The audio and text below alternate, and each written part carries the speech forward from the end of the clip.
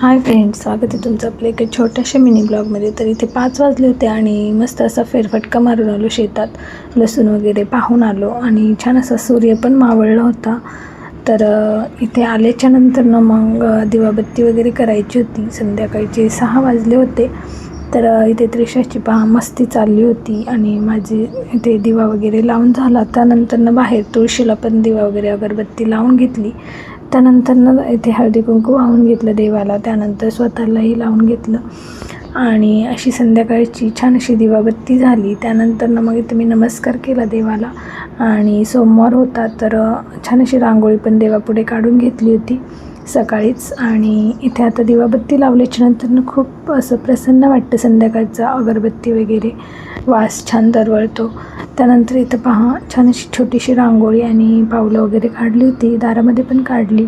तर भेटूया अशाच एका नवीन व्हिडिओमध्ये.